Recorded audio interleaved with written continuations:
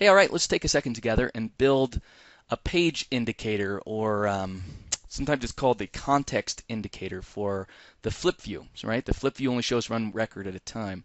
So let me look up the page indicator. iOS has a nice implementation. Here's an example of it. See, these little dots below show which page you're on, shows that there's 1, 2, 3, 4, 5 pages total, and you're on the second page. Then there's one for Callisto flip view indicator. What is that? Flip view indicator. Let's try that and see what we find out. Nope, nope, nope. Let's go back to web. Callisto GitHub flip view indicator. You can kind of see what it looks like here for this implement. See, it's got little lines down here that indicate where it is. So there's a couple that are already built, like the one here in Callisto, but how are you going to learn if you don't see it built by yourself? So let's do it together. So I'll start with a brand new Windows 8 project, and we'll build it out from scratch, right? So I'll take a blank project. This will be app 31. All right. So the first thing I'll do is I'll jam in a quick view model. I'll do it all on a single page. Obviously, you're going to break your classes out into multiple pages. You wouldn't put them all onto a single page. That's sort of insane. But having said all that, here they go. Let's see. Sample, no, basic is what it's called, and it'll be the main page view model. All right. So just so all this code doesn't seem too magical, let me say here what it is. So this is the code behind for the page right here. No changes there. This is let's see, here's my locator, here's my view model, and then here's the model that's going to be, and it's all very basic. It only has 3 properties in the model. It's just going to be color, and if you look at the view model itself, it has a single collection of all the colors. It has a single property that shows what the selected color is. It also has the data. It's at load design time data, as well as load data, which we would use at runtime, right? And each of those are handled then up in the locator. Right? You could take a look at this. In fact, I have it on a snippet. There we go. Is this it? No. Where is that? Here's the snippet, right? So here's the snippet. You might look at it. It is codepaste.net, and then it's the HP9QJN. That's how you get to it. So pretty nifty. It's all right there, and you might like it. If you like to use that sort of thing, and you can step through all the pieces. It kind of sets everything out. A really nice basic MVVM setup. But we don't need to think about that. All we want to know is the view model itself and what's in it. It's all set up for us with a series of colors. Right? That's all we care about. So let's go to the XAML, that's where all the hard work is going to be. I didn't want to spend any time in the view model here because that's not going to be important for us, except for one method that we'll have to implement. First things first, let me go ahead and build the project. I'll say it's a new data context for the page. Go ahead. New data context for the page. There we go. It's going to be the locator, not the view model, but the locator, just like that. And then what comes next will be I'll set the data context for the grid to be a property inside that view model, right? So I'll just do a quick data binding, and it'll be to the main page. All right, so that's a double set in order to use a locator. If you've never seen a locator used, now you have. It's not all that bad. And it's a lot handier when you're doing bigger projects for sure. But I like for these basic ones to have at least a proper implementation rather than just throwing something together. All right, so flip view is the first thing we'll have. There's the flip view. And the flip view will be full screen by default, so I'll set its item source. Remember, it's just an implementation. It inherits or subclasses the items control, and it just adds a few nice things. So binding, and it'll be colors. There we go. So there are all the colors. It doesn't have a way to show the colors yet, so it'll be items control, the item template, data template, and let's just make the whole thing one gigantic grid with a background bound to brush, which is the color. All right, so you can take a look at the implementation if you're curious about how all that works. And I've done the same thing over and over in so many demos that I hate just showing it again and again. The other thing that's nice in the flip view is it gives us ability to have an item, the selected item, right? So that's the item that's currently showing what record is it, and so I can go to the selected color, and then make sure that mode is 2.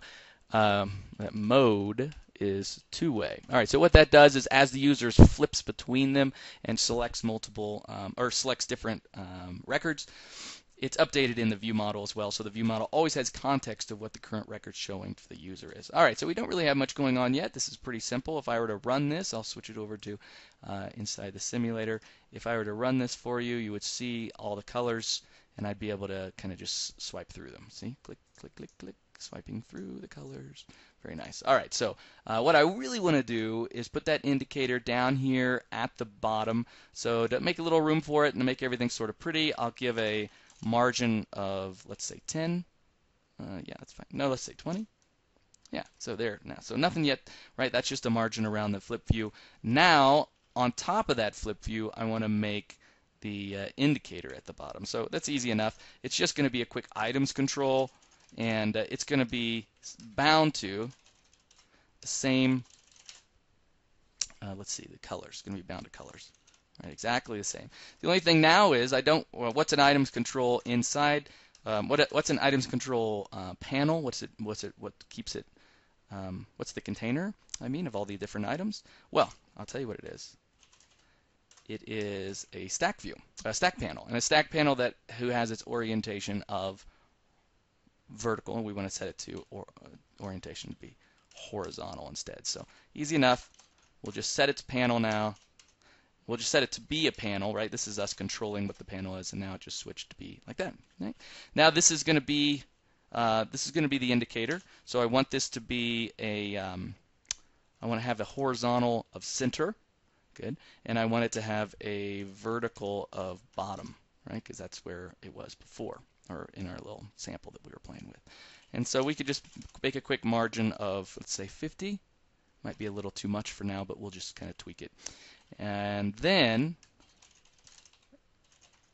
in the item template, we will make let's put the whole thing inside a grid and make that inside an ellipse, and then put inside it, an ellipse with a fill of, those kind of looked like gray.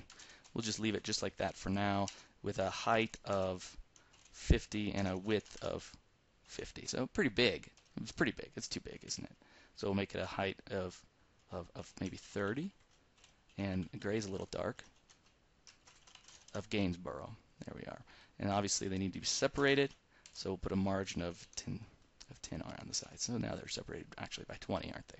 All right, already sort of kind of looks like it. Now we're going to need some sort of indicator to show that it is selected. So as the user making selection changes on the actual flip view above, it's setting the property of selected color. That's the selected record. So as that's being selected, we're going to need some way to know that. So we're going to make a few changes to this view model now. So first we'll go down. Here's the color itself. It's just the name of the color, and then it converts it to a brush. It's really not very much. So let me create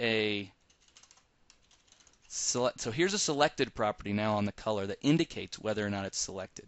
Now I'm going to have to set that because there's no direct way to set it. So I'll go back to the view model. So here's my view model, and here's that one property that stores what the selected color is. You can see here's the setter over here, and I'll reformat it here so we can look at it. So here's the easy enough setter, and all I'll say is for each color in this dot colors where x dot selected. So all the previous ones that are selected, then it's going to be item dot selected equals false, right? Because now I'm unselecting any of the others, with the one exception of if value does not equal null, right? Don't want to, just in case they're unselecting it, I'll say then I'll say value dot selected equals true. So now when the user clicks through them, any of the previous ones that are selected will be unselected, and the currently selected one will have a new property that implements iNotify property change and will be selected. So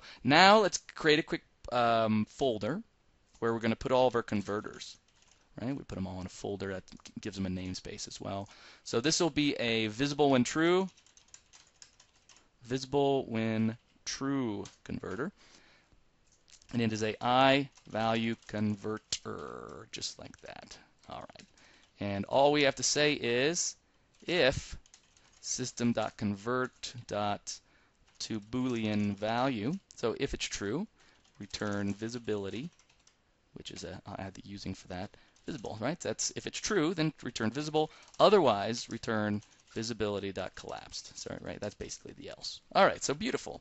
That's implemented and done. Now we have a very simple converter, and we can attach to that. So let me close the view model so we don't look at it. And all I want to do is I want to add something to this. I want to add let me go down to this little ellipse that I did. And so I'm going to add another ellipse, and I'm going to make it black.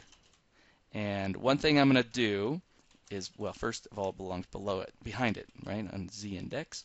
And I'll go into transforms, and I'm just going to scale it to be just a slightly bigger, like 1.25, 1.25, both X and Y. So now you can see it's kind of a highlight on it. And so I don't want it to show unless that current page is selected. I could do it as a color instead. I don't have to put it behind it. I could do it in front of it. Because remember, if we go back to that browser, is that the one? If we go back to view indicator, oh, you know what? I left that, didn't I? It was actually changing it to be a different color, like a darker color. So now we're just adding a border around it. You could do it any way you want. So I don't want this border to show, and so I'll go to its properties, and I'll go to its appearance, and then I'll go over to visibility. I'm going to create a data binding for it. Right, so this is the background black one that I'm doing right now. I'm going to say whether or not it's selected, and I'm going to use a converter that doesn't exist. So I'll say add value converter. I'll select the one we created called visible when true. Remember, I built my project, otherwise it wouldn't have seen it. And I'll say go. So now you can see none of those are visible yet. All right, so let's try it in. All right, so now as I switch between them, see what's happening? It selects them for me just like that. That's really, really nice. And so I don't think I have an initial selected. It's the problem. So let's just fix that. I'll go back to my view model, and I'll go down to the design time data. That's the thing that's loading everything for now. I'll just add one little line right here. This dot selected color equals this dot colors, and we'll take the second one, because it's zero based, right? So now if I do it, it should default to it being selected. All right, see I'm on the second page, and as I navigate between them, it's showing me which one is which. Now let's do some more fun things. It doesn't have to be quite so simple. Another thing I can do then is I can go in and say, don't fill it with Gainsborough, as a matter of fact. What I really want you to fill it with is the color, right? Because after all, I am binding to it. And I might want to create now a stroke that makes it kind of a thin one, because then it would vanish. You know, if it's a color that's similar. Not even if it's the same color, but just if it's similar. Yeah, that's easy enough, isn't it? Another thing I can do, and this is pretty cool, I'd like to click on the page and then navigate to that one for me. Wouldn't that be sweet? All right, so how are we going to do that? Let's go back to the view model. And so we can see our view model right here. This class is our view model. It has, right here, a relay command of load data. We're going to copy that relay command, and I'll just paste it right here.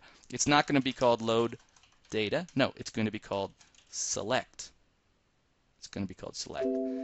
Now, this is using a relay command that doesn't have a type. So we want this one to have a type, right? And so it'll be the type will be models.colorinfo.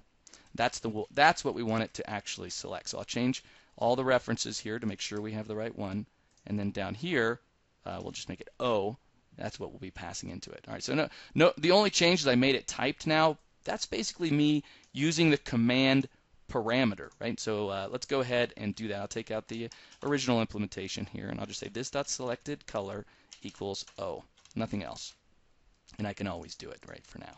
No reason not to. All right, so now I've got a new command, and this is using a relay command, a new command that I can implement very nicely. All right, so now I'm back, and I want to bind that command. I can do it a couple ways.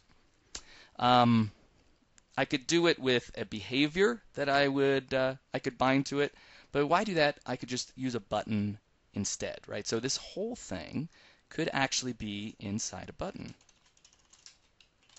And so let me go ahead and do that. There's a type of button already defined. See, it has borders and stuff. It looks really silly. So you just change its style to be a text button, static text button, right? So now you get everything back, nothing changed, except for now it has a button implementation, which is pretty cool. I mean, if you really think about it. I'm going to go ahead and I'm going to change it so it's has a square touch point.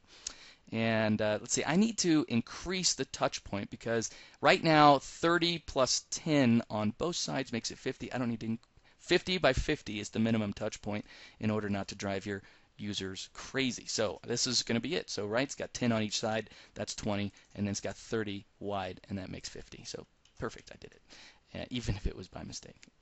All right, so now the button itself has a command property right there, and I'll bind it to the, what was it called? Select command. All right, so you can see it's not auto-completing. That's because the command doesn't actually exist in this inside the individual color record. I added the command instead to the view model, which is where I want it to be, right? So let's just let the designer do this for us, right? I'll go up here and say command, and I'll do a quick data binding. Data binding. What am I going to data bind to? Well, I've got to change my context here up to the element. It starts with the page. Remember, the page data context isn't set to the property, right? It's only set to the locator, so I have to instead do it to the grid. And if I do the grid and I go down to its data context property, it will have everything inside my view model, including my select command, and that's what I want to bind to. Done. So if we look at the XAML that it created for us, command equals, and see what it did. It changed the context over to the element itself, went to that element's data context property to its select command. That's exactly what I want it to do. The other thing I want to do is I want to use that command command parameter. That's what I want. This is that thing we're going to pass to the command. Remember, it's a typed relay command. So what am I going to pass? Well, I only have to pass. This is the same, by the way, as path equals dot, right? Exactly the same. It basically, whatever my data context is, pass it in. And so in this case, the data context of the individual item is the repeating color item, so it's exactly what I want it to have. I think that should actually be it. Let's just see. I think that's done. I randomize the colors, by the way. Every time I build, the color changes up there. That's because the colors are random. Look, I'll build it again just for fun. All right, well, actually, I won't build it again just for fun. Let's just run it. Okay, so here we are. Still works the same. No changes there. See how it's highlighting the one that's currently selected. And you could change that to highlight in any way that you want to, right? So, now I can click on this one, and it navigates to it, and this one, and this one, and this one. And that's another way that I can navigate through using those page indicators. Pretty cool? Pretty cool. Hopefully this makes sense to you. I'll post up the code. Hopefully you can build your own and have fun with it. Best of luck.